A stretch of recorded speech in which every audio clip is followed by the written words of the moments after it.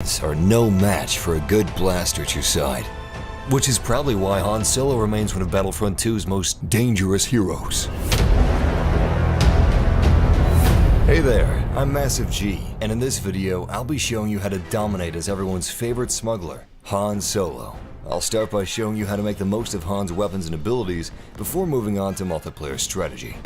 Han Solo's DL-44 can tango with any hero's lightsaber. Make no mistake about it, this is one of the best blasters in Star Wars Battlefront II. It's powerful, dead-on accurate, and its rate of fire is fantastic, with 1/4 of a second between shots. At around 75 damage per blaster bolt, just 2 shots from the DL-44 can wipe 150 HP, which happens to be the health of your average assault unit, and it takes around 3 shots for a class like the Heavy at 200 HP. Which goes to say that learning class and weapon silhouettes is very helpful for playing a ranged hero like Solo, because you don't want to develop the wrong muscle memory and by reflex, fire the improper amount of shots and move on, which could be deadly. Han's first ability makes the DL-44 even better. Sharpshooter takes the rate of fire from 1/4 of a second between shots to just about as fast as you can pull the trigger. Sharpshooter lasts 4 seconds, but it has a really quick cooldown as it recharges in just 15 seconds. This means that you can use it about as often as you'd like, without a real fear of being stuck in cooldown when you really need it. I like to use this ability on crowds of hostiles, reinforcements with higher health, and heroes. His detonite charges are sticky explosives that, when thrown, will exist indefinitely until either destroyed or manually detonated by Han. You can use them as grenades, or blindly toss them into crowded areas and hope for the best, and you can also use them in choke points or on objectives that you're keeping an eye on. They have a cooldown of about 30 seconds. Finally, we have Shoulder Charge, where Han charges forward, knocking over and damaging the first enemy he hits.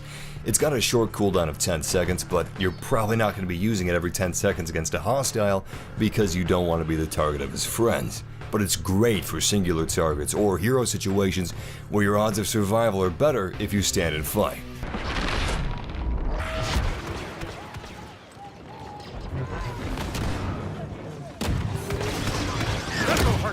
At 600 health points, Solo is no pushover, especially when compared to Darth Maul's relatively modest 700 HP. While this may not seem like much of a lead for a melee hero, if you make the mistake of letting Maul get too close, that 600 HP is going to melt faster than any skin on Mustafar.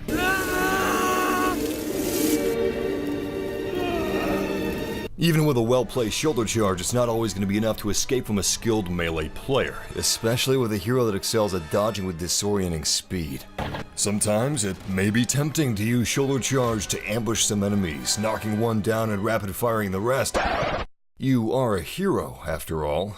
But this usually isn't the smartest choice. Instead, use your detonite charges to disperse crowds, or rip into the crowds with Sharpshooter, and save the shoulder charge for baddies with less amigos.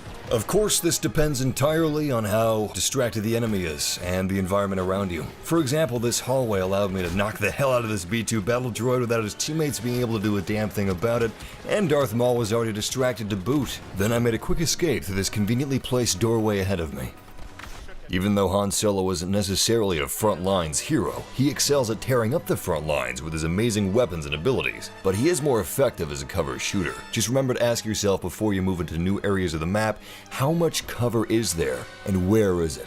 Don't get cocky and you'll do fine. If you enjoyed this video, join my YouTube family for more guides like this, live streams, and all kinds of Battlefront II content. And until next time, may the Force be with you, always.